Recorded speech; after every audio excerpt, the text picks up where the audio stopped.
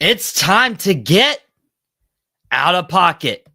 Breaking news today, minutes before we go on air. We had this huge show. We got it posted on our socials talking about Mike Brown and Tom Thibodeau, who is the better head coach for the New York Knicks. And we're also talking Tyrese Haliburton, Myles Turner. They're not going to be on Indiana's team next year. Does that mean the championship window has now closed? But we had breaking news literally minutes ago. We just got an article posted on FFSN.com saying, yes, Paolo Banchero, the former Duke player, I might add, has now re-signed with the Orlando Magic. And I am blown away by this deal. Mainly because I was also writing an article that got published here within the last hour regarding a Miami Heat trade for Norman Powell. I think that's going to be a great addition for Miami. Powell's going to be a second scoring option behind Tyler Hero. Take some offensive pressure off of Bam Adebayo. But of course, the Orlando Magic want everybody to understand that there's more than one team in Florida, and they're going to put as much eyes on them as possible. And they're honestly capitalizing on a very strong offseason. The Orlando Magic trading for Desmond Bane from the Memphis Grizzlies and got KCP away, gave up 4 first-round picks. But Desmond Bane fits this team so well. You got Jalen Suggs in your starting lineup. You got Desmond Bane, Franz Wagner, Paolo Banchero, Wendell Carter Jr. as your starting 5 in Orlando. And we'll talk about it with the Pacers in despair later this episode. With the Boston Celtics, they got rid of Kristaps Porzingis. They got rid of Drew Holiday. Jason Tatum's missing all of next year. And you start looking at the Eastern Conference, the Orlando Magic saw a golden opportunity to re-sign Paolo Banchero. Again, I just dropped that article on FFSN.com detailing why I think this was a massive extension, not only in just the number amount, but it was huge to get Banchero re-signed before he ever hit the free agent market. Now, that was what's going to be next year. And I went ahead and said, oh, there's Luka Doncic and the free agency pool next year. There's Trae Young. There's Chet Holmgren. There's a lot of key players in next year's free agent class. And I just put that list out on that Norman Powell article as the Heat try to set themselves up for a potential big free agent. But instead, Paolo Banchero, his name's come off the list. And I am just blown away by this. And thankfully, we are a live show. That means we can capitalize on breaking news. And if you missed it, 3 from Deep is now just one time a week, but is on Monday afternoons and is hosted by one of my guests at this time, Mr. NY himself, Jason Calenzo. Jason, what was your initial reaction to Paolo Banchero getting this extension tonight? It was a smart move. Orlando sealed him up. I think they got him at a pretty good deal. I know it was a max contract, the rookie contract, going to probably average out to about $47.8 million. He could get the kicker next year if he gets all NBA, a defensive player of the year. So, I mean, there's some other things he could get, some more money and make this contract a little bit bigger. But it's a great deal. I mean, look at some of these contracts that are out there right now. Paolo Banchero is probably one of the top 5 young superstars out there, up and coming. He gets better every year, averaged over 25 points last year a game. So 25 points and 7.5 rebounds. So, and he is going to be the golden piece for Orlando. And I think Orlando really now sees the opportunity to kind of just zoom by everybody because they see Indiana falling off. They see Boston kind of shedding some weight because of Jason Tatum. Who knows what's going on with Milwaukee and the Bucks? what will the Knicks do in their new coaching? And we'll talk about that here. So Orlando is seeing a golden opportunity with signing him. You don't have to worry about Banchero now. He's got his money. He is great. So, man, awesome. Yeah, this was a no-brainer for the Orlando Magic. Reminder, you guys can comment live as we're streaming on Boom Broadcast and answer the call. He says, let's go. And I think he knows my next guest because it's not just me and Jason this week. We got the host of Drew Code Sports Talk. He's also a part of the AFC West War Room. We got Cody Johnson. And I see you have a Raiders banner behind you. We're not talking Raiders because we got breaking news in the NBA. Paolo Banchero re-signing 5 years, $287 million. Cody, no brainer right here. Oh yeah, 100%. And also, who does the Orlando Magic have that they can build around? And Banchero, what he's brought, even as his rookie season, he has done nothing but be productive. And yes, a couple of injuries here and there, but for the most part, like, he is really what's been keeping the Magic relevant.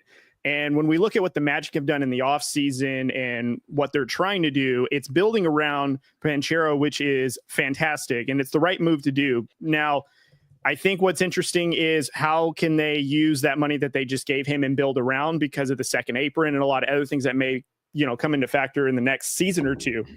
But, very similar to like what Jason said at the top of the segment, which is, Orlando is in a position right now where they are looking to be in the top part of the East. And not to throw shade at you, NY, but your Knicks are probably one of those teams that might fall down a little bit that help get the Magic to leapfrog a little bit, just because the quality of the East is not nearly as competitive as it was this past season. And a lot of that is due to injury with Jason Tatum and Haliburton, and also no Damian Lillard in Milwaukee anymore.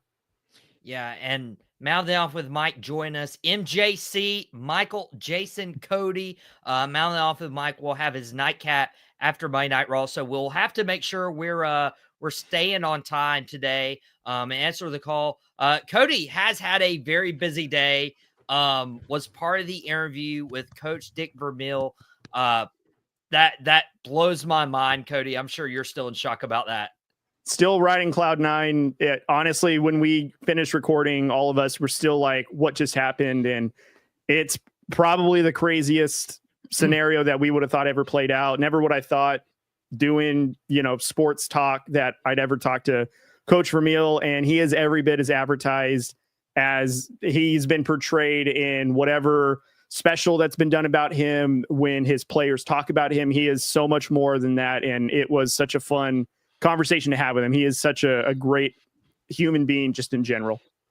I watched it before I got on, and it was a great interview, Cody. So great job there, man. And did he get you any wine? I love that he talked about the wine. I was thinking a little wine there myself. Being we were kind of hoping that he would, maybe sponsor an episode or the show, and we'd be the home of the Vermeil wines. But we'll see. I mean, we have a follow-up email with him a little bit later, but I mean, what he puts his mental energy to, he is the master at. And as much football as he knows just as much about the winery, and his winery particularly. Like, he was telling us at 88 years old, he still goes out to his own vineyards and works out in the fields with them, and he does all the machinery, the tractoring. He's an incredible human being.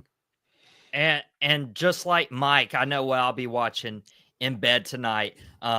We got the Dick Vermeil interview on Drew Code Sports Talk, that YouTube channel. And B-Baller for real, saying Knicks have zero problems right now. I don't know what makes you think they will fall. I will get into that.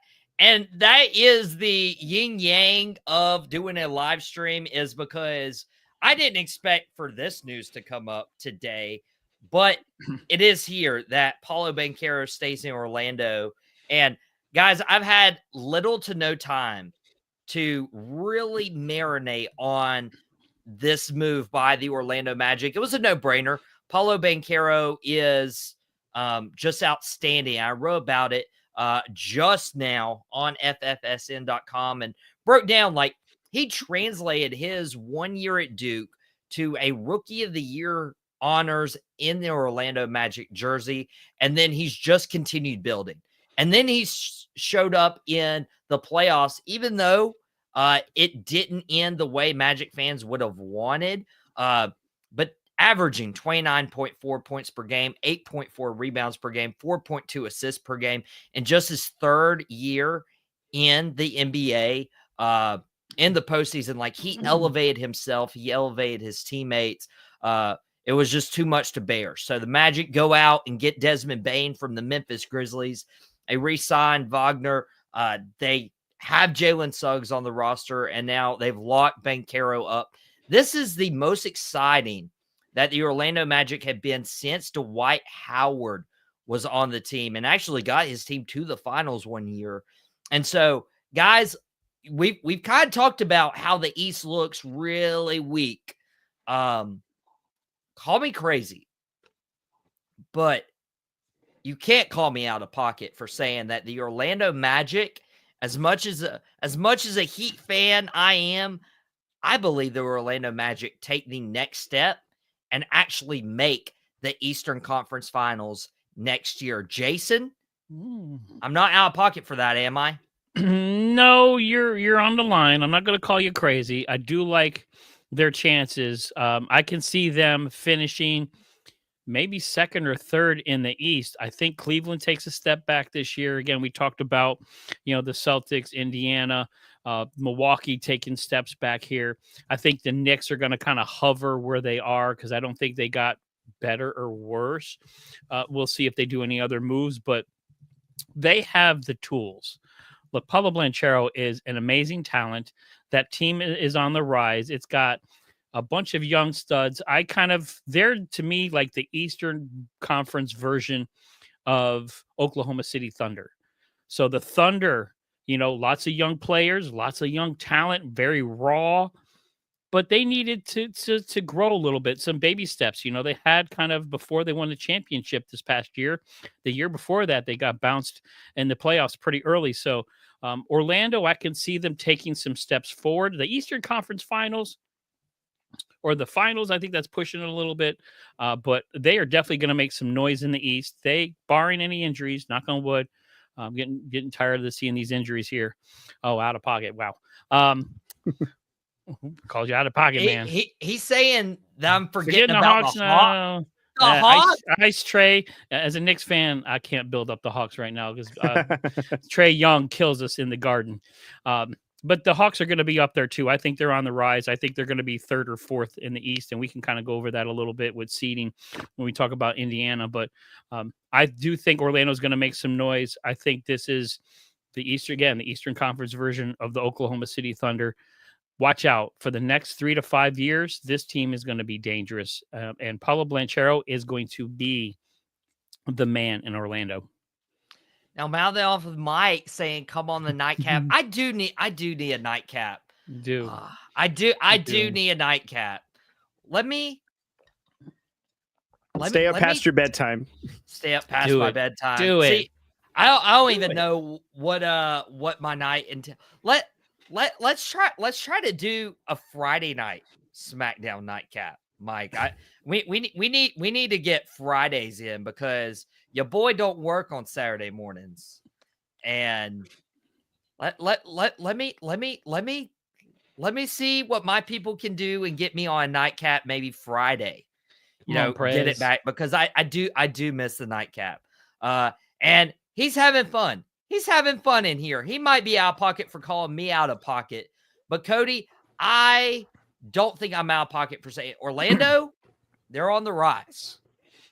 So, okay. I have a follow-up question. So, yes, I agree they're on the rise, but you're saying that they're going to win the Eastern Conference or they're going to make it to the Eastern Conference Finals? They're making it to the Eastern Conference Finals. I believe they win 2 playoff series with Banchero. Just from what I've seen, not only this offseason, but like the strides Banchero made in that first series.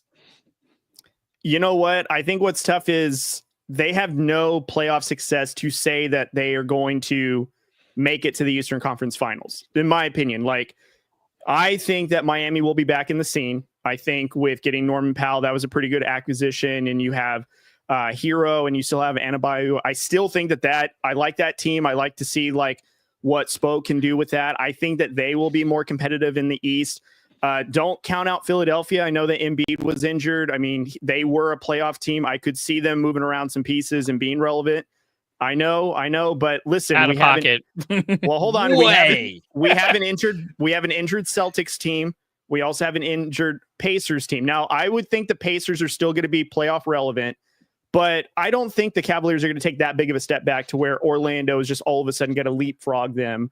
I don't think that Detroit gets worse. I think Detroit's going to be better because now that they have gotten success, I think as they have gotten success, they will get better. And also too, like, again, I knew I threw shade at the Knicks, but I don't think that the Knicks go into a 7-game series with Orlando. I don't think Orlando can keep up with the Knicks with Mike Brown or with Thibs as the head coach. I think if the Knicks stay how they are today, they're a stronger team than the Magic, in my opinion. So the Magic, do they have a chance to get to the Eastern Conference Finals? Sure. But do I think that they'll end up there?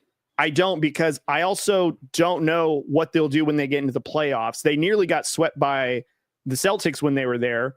And I don't know if they just have enough maturity. I don't know if they have enough experience to get past into the next round.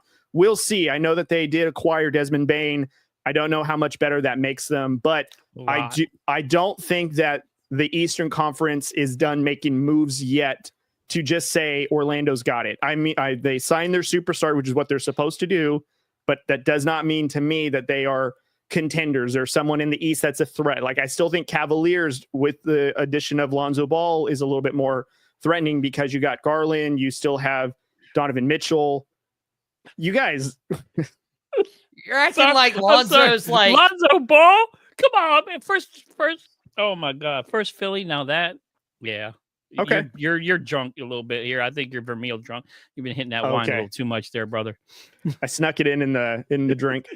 I don't blame you. I would have too.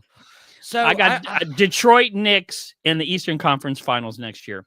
So Pistons Knicks. Okay, but that does not include then Orlando. So even I would agree that that's more likely than Orlando getting the Eastern Conference. And again, I'm not saying that these players make these teams that much better. What I'm trying to say is I trust these teams more than Orlando right now. And see, B-Baller is bringing up Cavs, Knicks, Hawks, Magic, Bucks, Detroit. I mean, there are, and I understand the point of there are teams in the Eastern Conference, but Jason Tatum, like his injury and the way they've dismantled the Celtics that won the title 2 years ago, that's a done team for this year. Like they are selling it for building around Jason Tatum the following year. We don't know if Derek White or Jaylen Brown's still going to be on this team.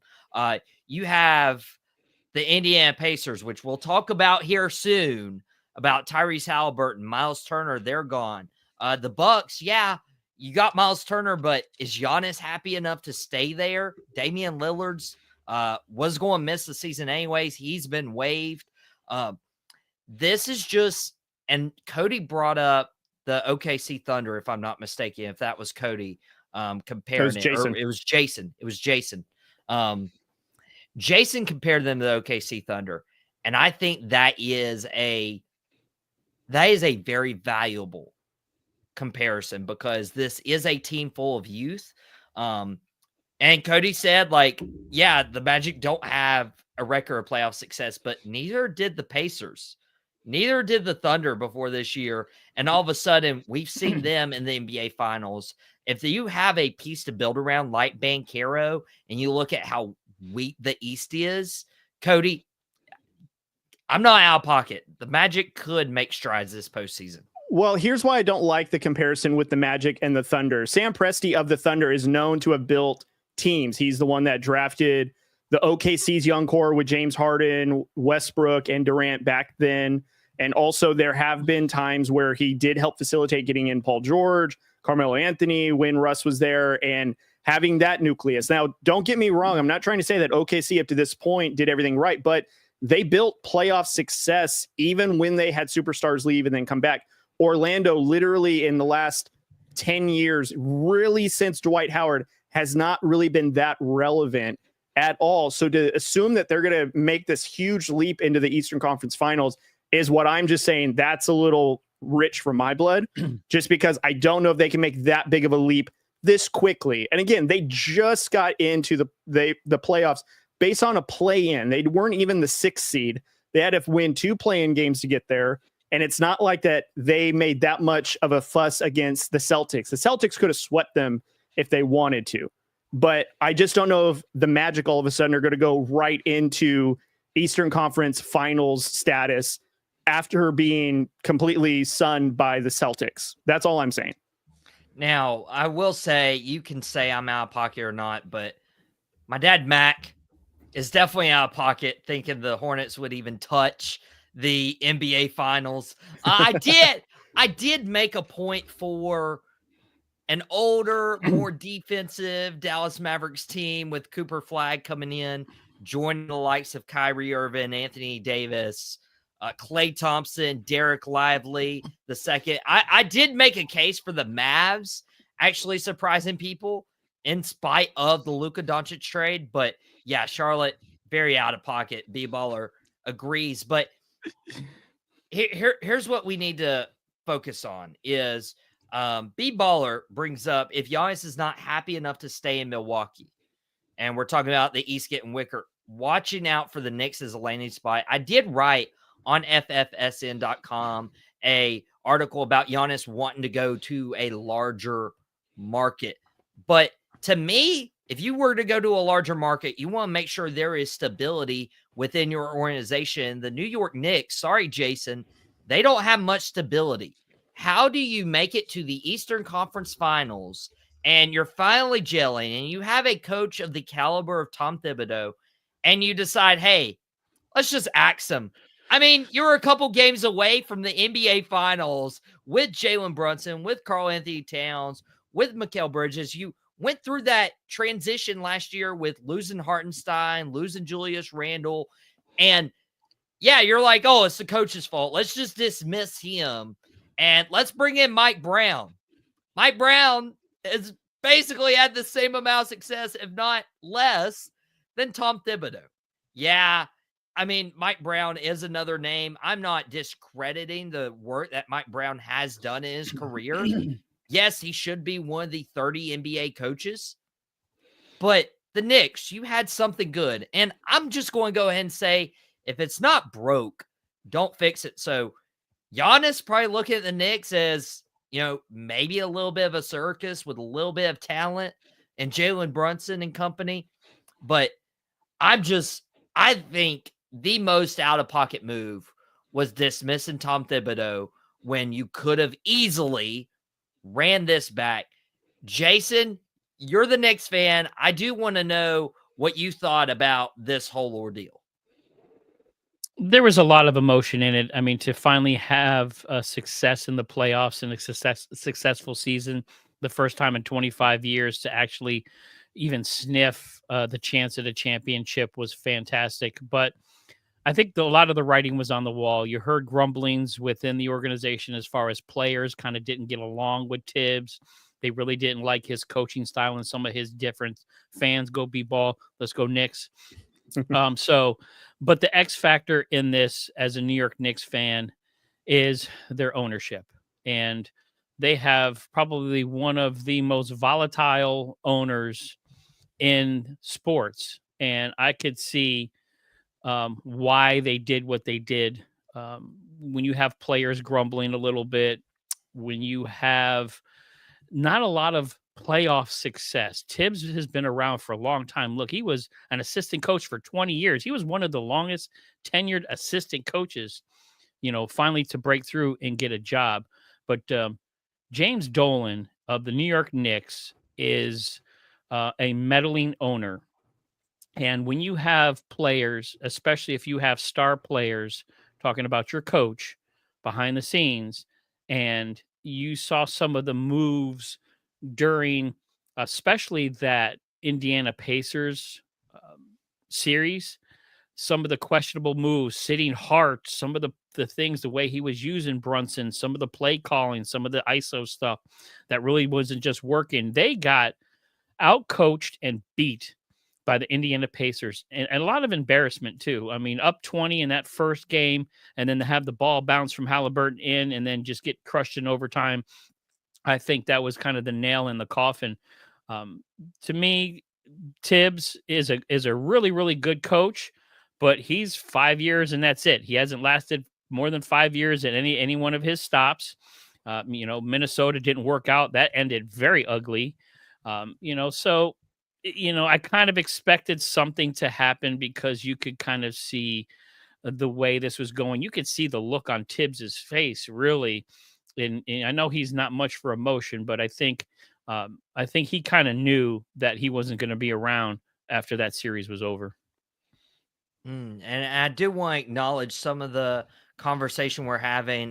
B-Baller, New Jersey born, Orlando resident for 2 decades, but he's forever a Knicks fan. So this is really the ideal episode of Outta Pocket for you, B-Baller. If this is your first time joining us, hit that subscribe button. We have a lot of content. Jason dropped an NBA podcast where he did talk more on the Mike Brown point. And Benjamin, thank you for joining us. Do you get better with the extension? Don't understand that point. I believe this is in regards to Paolo Banchero getting his extension. I did see leaps from year 1 to year 2 to year 3, and this is a trajectory of a future league MVP. And as the Orlando Magic build around him, get him now signed rather than waiting a year down the road. I mean, this was a really great deal with Orlando, and the team did get better when they acquired Desmond Bane. That is for sure. And so B-Baller, Tom Thibodeau's career has been about getting players accolades rather than getting organization championships. He had to go. Cody, I understand the point a little bit. Like, he could have capitalized on the Derrick Rose MVP years with Luol Deng, Carlos Boozer, Joakim Noah. But Cody, I still really enjoy Tom Thibodeau and the stuff he brings as a head coach. And I think the Knicks should have ran with that a little bit longer. I thought that him getting to the Eastern Conference Finals at least bought him another season or 2 minimum. And here's why. This season that we just had where you had Cat, OG Anunoby, you had Mikal Bridges, you had all these new additions to the team. That was all put together in one off season. And I know that we can put talent together and hope it figures it out, but let's be realistic.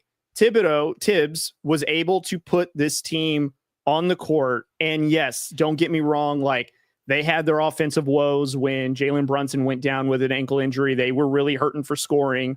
But Thibs, though, during the playoffs was able to make adjustments. They eliminated the Celtics. Even though Jason Tatum was injured, I would have made the argument that the Knicks had the momentum to win the series because they had a couple of come-from-behind victories that really swung the momentum.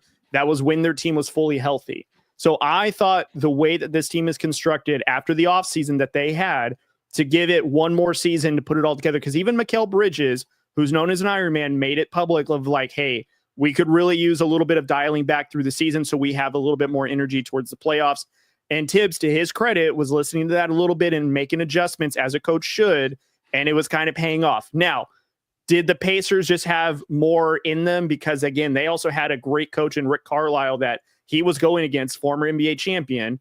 And there's nothing wrong with getting out coached. It happens all the time to Hall of Famers. I mean, at one point, Phil Jackson lost to Greg Popovich and vice versa. So we've never seen it to where great coaches lose to other good coaches. But I just thought with the amount of success that the Knicks have had in the past 2.5 decades, you had one coach that actually had continuous success.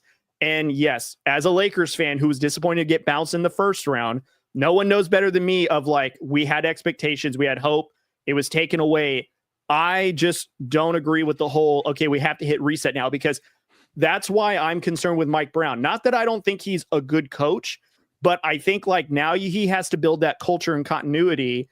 And I think you take a step back because these guys have to warm up to him and he has to warm up to these guys. He's got to play to their strength, where Thibs already had kind of that dialed in a little bit. And this is one of the things about the NBA I don't like, which is they fire a head coach after 2 seasons just because it doesn't work, or we need to get better immediately, so let's fire the head coach. If you look at Mike Malone, it's kind of maybe a bad example, but Mike Malone was a long-term head coach. You have Spo, who's been around for a long time. They continually show that they bring in a winning culture, even though they may have one season where they fall back. But then they come back and they're in the playoffs, or they're competitive, or they have a good culture. You can't set a good culture if you let it go. And I think Thibs did not get any justice by being let go after he's had back-to-back playoff success, in my opinion. Again, not a Knicks fan, just a basketball fan looking on the outside. I thought Thibs earned at least another season and another go-around with this same squad now that they had a full season together, and now you can see and build this culture that will fight for one another, not just reset and we're going to now be a championship team. I don't know if that's possible, just because that's very hard to do. Even the Thunder, they've been together for quite a bit of time before they won the championship just now. And if you're making big organizational changes, like, you might set this team back. Like, how does your star player Jalen Brunson gel with Mike Brown? Because Mike Brown has coached bigger personalities before. LeBron James in Cleveland. Cody, you mentioned you're a Lakers fan. Kobe Bryant. I mean, there were personalities Mike Brown's had to manage, and he hasn't had much playoff success either. And for Thibodeau to be at the Eastern Conference Finals and lose to the Pacers, Jason, I mean, even if B-Baller is saying he was out-coached twice, I agree with Cody. He earned the right for another season. His point with when he brought in Mike Malone, this is the X factor that nobody really talks about, is ownership. If the ownership does not have the back of their coach, that coach is not going to be there. You look at someone like Coach Spo. Coach Spo has the back of his ownership. You look at some of the biggest tenured coaches out there, that ownership group, they have their backing. Malone got into some skirmishes with ownership about the team and some of the things. Look what happened to him. Gone. Thibs, again, you can't be somebody against Dolan and go against him, because you're not going to be there. So the biggest thing in the NBA is you can have the players buy in. You can win whenever you want. We have seen coaches win before and then fired the next year because ownership does not have their back. And I think this has a lot to do with why Thibs is not there. Because if ownership loved Thibs and wanted him to stay, they wouldn't have cared what the players were grumbling about. They wouldn't have listened to him. They would have told them to just relax. This is our coach. He's going to stay here. They did not do that. So that's why Coach Thibs is not there anymore. It's got really nothing to do with the players. It all has to do with ownership. And you look at, a lot of these coaches that get fired. Yeah, some of them are just bad coaches, but look at Utah just extending their coach. They had the worst team in the NBA, but yet they stood behind their coach and they gave him a new contract, which is insane to think. But, that's the thinking right now is these ownership groups love to meddle and get in there. And if they don't like somebody, you're not going to be there, period. And Jason's Jason and Big Baller, y'all are Knicks fans. You're backing up this move by the Knicks. I don't think the answer was reshuffling the roster. No, they haven't done that. He's not a bad coach at all. What I want to point out is Tom Thibodeau won over 60% of his games the last 2 years. 2 years ago, lost in the conference semifinals. This year, lost in the conference finals. That is improvement on this team that did have significant changes to their starting lineup. The last time that Mike Brown won 60% of his games was back in the 2011-12 season with the Los Angeles Lakers. That was his lone year as the Lakers head coach. And as a matter of fact, he came back the next year, coached 5 games, was 1-4, and then got fired. And Cody, I do want to bring up, because Jason's about to experience Mike Brown as a head coach. Cody, you have for a season and 5 games. And even then, I thought it was too premature to fire Mike Brown. So I was having the same defense of him a decade ago. Mm-hmm. Cody, do you have faith that Mike Brown can build on the success of the Knicks? Well, here's the thing. It's not that I don't have faith in Mike Brown, which, by the way, Mike Brown is starting to enter in the territory of like a Doc Rivers of like, he's getting hired based on his name, but really like Doc Rivers has one championship that is kind of saving him a little bit. And here's why. He was just with the Kings, didn't even last 2 full seasons. The Lakers, obviously, he didn't last 2 full seasons. He was on the assistant's chair with the Warriors, where he won those championships. Now he wasn't a head coach. So listen, I really like Mike Brown, but I don't know if he is that much of a difference maker. And I think what makes me apprehensive about it too is because if we're going to say that ownership is the reason why we can't keep a good coach like Thibs, what makes us think Mike Brown's going to be any better? The owner did not change, right? So we just like what the commenter has been saying about the Knicks, about you either reshuffle or you get rid of the coach or whatever. Well, they did both within 2 years, but you know what stayed the same in all of the years that the Knicks haven't had success? The owner. And that's not changing. So what do we think that Mike Brown's going to do differently? And B-Ball are bringing up a good point. Knicks haven't won since 1973. They can't keep tugging at fans' hearts with the coach unwilling to adjust anymore. And at some point, and this is what I love about the Miami Heat organization, you got to let a coach have control. I mean, there are so many teams that put so much control in the players' hands. Like this has become, quote unquote, a player league. But the Miami Heat are like, hey, this is Eric Spoelstra's team. You can either fit into the culture he wants to build or you can get out. And they even said that to LeBron James. Mm-hmm. Now, LeBron went to Cleveland. LeBron went to the Lakers. And the Heat have moved on. They had Jimmy Butler for a few years. And even when Jimmy Butler wanted to, show off, you're like, hey, you can either conform to the Heat's way or we can part ways. And so I really think that the Knicks have to be careful not to put too much power in the players. And not saying this was a Jalen Brunson move. I'm not blaming Brunson at all, but you need stability. And that's where you get some of the teams that have stability with the Miami Heat and Eric Spoelstra, with the Spurs, what they had with Greg Popovich. I mean, these are the teams that you need at the forefront when it comes to building an organization. And okay, I have one Knicks fan who likes to make fun of my Heat. Okay, we did have 2 trips to the NBA Finals, and even in those 2 trips where we lost the Lakers and Nuggets, there's still more than the New York Knicks. Just saying.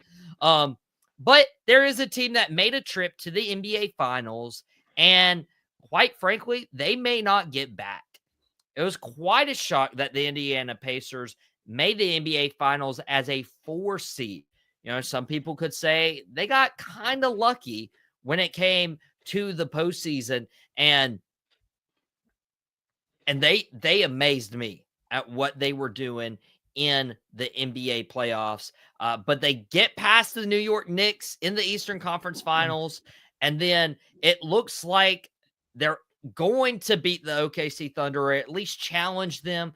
Tyrese Haliburton's firing on all cylinders, opening the game 7 in the first quarter, 9 points, 3 threes, and then playing with an already hurt calf. He tears his Achilles. He's out for this entire upcoming season. And then the Indiana Pacers decide to let Myles Turner walk, don't offer him enough money. He's going to Milwaukee for, at the time being, to be a teammate of Giannis Antetokounmpo. Now the Indiana Pacers are looking at something pretty bleak. They're going to be built on Pascal Siakam, and they're going to rely on Nembhard, Benedict, Naismith, Tony Bradley. They just acquired Jay Huff earlier this weekend to kind of replace Myles Turner, but we don't exactly know what Jay Huff is going to do as potentially a starter for the Indiana Pacers. He's probably going to battle Tony Bradley for that spot. But Cody, we talk about these championship windows. I feel like Indiana's was closed as quick as it could open. Am I out of pocket for that? No, I think that's the unfortunate thing about the type of injury that Tyrese Haliburton suffered. I mean, an Achilles is a crazy injury that's really hard to come back from.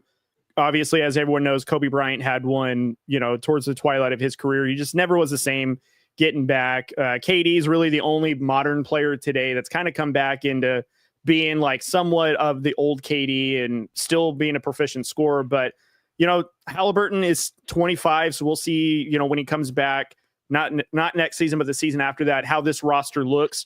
Do I think the Pacers are going to be competitive and trade a bunch of their assets?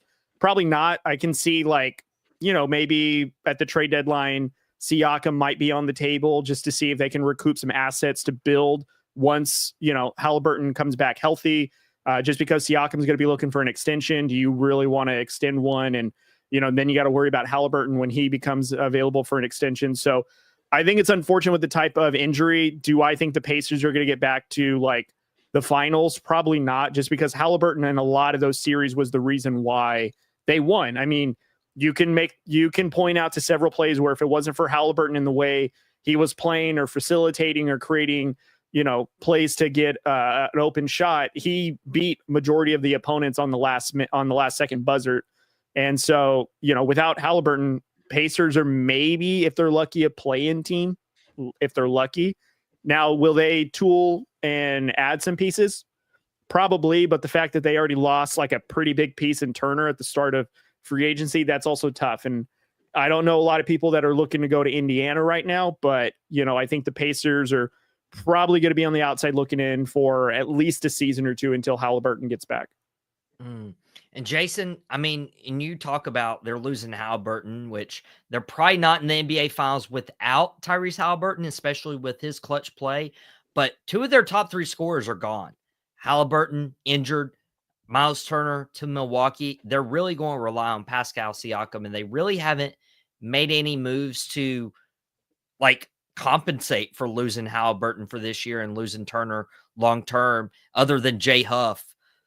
Jason, you cover the NBA on your 3 from Deep podcast, and you cover the NBA Finals extensively, and you did a great job covering these NBA playoffs on Boom Broadcasting for your first year with 3 from Deep. With Indiana, are they all of a sudden top of the East, Eastern Conference champions to, I mean, they could potentially get a top 8 lottery pick next year. Yeah, I can see them as a lottery team right now. But the biggest thing for me is this is where coaches coach. And nobody is really giving Rick Carlisle a lot of credit. They gave him credit for getting to the finals. But now that they have some adversity, we have no hope in Rick Carlisle now. He's not going to be able to coach up these guys. Look, Indiana made it to the finals because of their bench. Yes, Haliburton had some great play, but that Indiana bench was so deep and so crucial to them making their playoff run. TJ McConnell, the little spark plug, man. Obi Toppin, former New York Knicks, came out and gave them some big points. Benedict Mathurin, fantastic. I think he had a 40-point game in one of those games. So untapped talent right there. So you got guys on the bench that you can kind of play with the lineup a little bit to pair with Siakam, to pair with Nesmith and Nembhard. So don't count out, the Indiana Pacers yet. I don't think they're going to be that bad. They're not going to be Wizards, Charlotte, Raptors, that kind of bad, Bulls. But I think they probably will be a lotto team next year, but I would not be surprised if they were middle of the pack and played above, what everybody thinks they're going to be, because they do. They have a deep team. They got a good organization, and they have a great coach. They have good home court advantage. That home court in Indiana was great during the playoffs. So don't sleep on Indiana. They're not going to be an easy out. They're not selling everybody off like the Celtics have been doing. Yes, they lost Turner, but I think they're just saving that draft capital and saving that money. So the following year, when Haliburton does come back, they can go out and get a little crazy and put something around him, especially with the bigger free agent pool that'll be next year, which we talked about, some of the bigger free agent guys coming out next year. So they'll have some money to spend, and especially if they can get some draft capital, build some capital up. But yeah, I don't know. As a Knicks fan, being beat, watching that ball go in when Haliburton sunk it that first game, it hurts my body still. But let's not sleep on Carlisle being a really, really good coach and coaching these guys up. And watch that Indiana bench show why they made the playoffs and playoff run they did this year. Well, I don't see the playoffs in their future. You mentioned that free agency class coming up, and I had just dropped the article on Fans First Sports Network that the Miami Heat acquired Norman Powell earlier today, and was like, hey, this move opens the Heat up to actually pursue a free agent next year, whether it's re-signing Norman Powell or going after a Luka Doncic, Trae Young, Zach LaVine, De'Aaron Fox, Mikal Bridges, Paolo Banchero, and then all of a sudden it was Banchero's not going to be a free agent next year, because minutes before we went live on air, Paolo Banchero signed an extension with the Orlando Magic, 5-year, $287 million. And then I immediately had to change all our graphics, change our title, change our description. You did great. Meanwhile, write a new article for Fans First Sports Network, breaking the news that Paolo Banchero has resigned with the Orlando Magic. And sorry, Knicks fans, sorry, Pacers fans, but you have to watch out for the Orlando Magic. But you guys can, Out Pocket's been an NBA podcast today, but we're not an exclusive NBA podcast. We'll talk about football, where we can probably talk about Cody's Raiders or maybe another team that's actually doing well in the AFC West.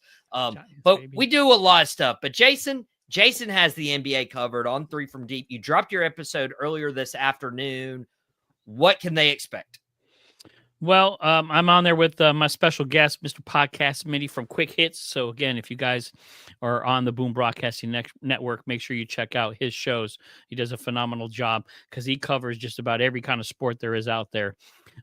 But we talk about the free agency frenzy, the LeBron James rumors, and a lot of these things floating around out there. After 23 years, LeBron James still has some value and still moves the needle compared to most. So we talk about that, and then we talk about Mike Brown. I think Mike Brown is going to be a really good coach for the New York Knicks. It's kind of, and I talked about this, is a lateral move. I don't think they got better or worse as far as coaching, but I'm really going to be curious to see on how Mike Brown fits into the organization and to the ownership. And I think that's going to be huge in New York. But don't sleep on New York. I think the Knicks make the NBA Finals next year. You can write it down. I got this on tape. NBA Finals next year. And I ain't out of pocket for saying that. But guys, come check 3 from Deep. Come check out Boom Broadcasting. We got a lot of great stuff. So I appreciate being here. Well, Jason, Mac loves the Speed Racer poster in the background. But I don't love your very out-of-pocket Knicks NBA Finals take. But I'm sure B-Baller does. He's been showing us a lot of love today in the live chat. And Jason also has Sideline Savants, as you can see on the screen. Coming soon. He'll be bringing back the fantasy football podcast started by him and Wayne, the Model Thomas, a.k.a. the Commish. So Jason's going to do a great job with that. But Jason can be seen on 3 from Deep, available on demand through our Boom Broadcasting YouTube channel. We appreciate you, Jason. And Cody, we are very thankful for you. We couldn't have you on the show last week for the Boom Broadcasting 1-year anniversary, but gave you a lot of love for just all the stuff you do behind the scenes, not only professionally and personally, for Boom Broadcasting and making sure everything runs as smoothly as it does. So wanted to give you a personal shout out, but I guess I can't make your day any better because of what you did this morning. Well, first off, those compliments are very high, and who would have thought that you reaching out for a collab opportunity back in, October would lead to this? And honestly, the group that you guys have accepted me, it's been a ton of fun. So yes, today was a great highlight, but I've also spent months with a lot of you guys in the Boom family, and you guys have accepted me, and that's been just as meaningful to me. So when I did watch the Boomathon and gotten some shout outs, I was very humbled by it, because I just want to make sure that you guys are successful, and you guys gave me that opportunity to help. And so whatever I can do to help you guys and help grow it, I'll do what I can and be a teammate. And you guys are just a phenomenal bunch of people. So, hey, I appreciate you. And what did you do this morning that people can check out on your channel? So we've started an AFC West focus podcast, me and 4 other creators. It's called the West War Room Rivals. We had to adjust the name a little bit for legality reasons. But West War Room Rivals, it's also on Drew Codes. Like, there's links there that you can click to subscribe there, or subscribe to Drew Code, because it does usually simul stream on there as well. And we talk AFC West teams and rivalries, and we had Dick Vermeil on this morning, which is available to watch now if anybody wants to. And to say that we were like giddy kids that had Christmas come early is a complete understatement. One of our co-hosts, Austin, he's a diehard Chiefs fan, of course. So being able to talk to Dick Vermeil, who was a former Chiefs head coach, that was huge for him. And just getting to talk to that human being is just incredible. And just the nuggets of wisdom that he was just saying, and gave us more of his time offline. And he was great. So we got to do that. So if anyone wants to go watch it, it's either on my channel or on the West War Room Rivals podcast. I remember when Cody sent me a message and told me that he was getting to interview Coach Vermeil, and I just he dropped it so casually. I had to like stop and pause. And I'm like, wait, what did I just hear? And my voice cracked probably like Cody should have during that interview. But you guys can check that out on his YouTube channel and the AFC West YouTube channel, the way he just mentioned as well. And Cody, this won't be your last time on Outta Pocket, of course, because I do have to, rag on you for your Raiders, but I didn't today because you get that enough from the guys. But I appreciate you, Cody, and I appreciate all of you watching Outta Pocket today on the Boom Broadcasting YouTube channel. And if this was your first time joining us, thank you. You can like and subscribe to Outta Pocket with Michael Davis, and what other content we have for you, like 3 from Deep, as I mentioned, and more. Mouthing Off with Mike has his nightcap tonight. Don't know who he has on the show today, but you might see me get on the nightcap soon for a Friday Night SmackDown. So we'll have his people talk to my people, and we can see if we can make it happen. But until then, we appreciate you guys. Thank you for joining us with the breaking news. And be baller. Great show. Subscribed. Well done were his words. So I was going to go ahead and sign off, but this is what I love about live streams is you can go off the rails for a couple minutes. Be baller. I don't know how you found us, whether it was through social media or YouTube or searching up the news about Banchero, but I appreciate you because you are the type of people who we do these live streams for, where we get these live interactions and all the content we have. This isn't just sports. We have wrestling content as well. We even have a TV review show on Thursday mornings called It Stinks. And this channel is about promoting other people's passions and giving them an outlet to do that. And so thank you for joining the family, because without people like you, then we're just talking heads on a screen on YouTube with our families watching. No offense to my families. Appreciate people like my dad watching for what we'll do for Dad and the Boys later this week. I actually think it drops tomorrow. We're going to talk about Cavante Turpin arrested, but you guys can check out some of my articles on Fans First Sports Network. In the meantime, especially covering the trade the Miami Heat did earlier today and the extension that Banchero just signed with the Orlando Magic. But for myself, Michael Davis, this has been Outta Pocket on Boom Broadcasting, and we'll get to see you here next Monday at 7 p.m. Eastern Time. But don't worry, Boom has you covered the rest of the week. Everyone, have an amazing Monday evening.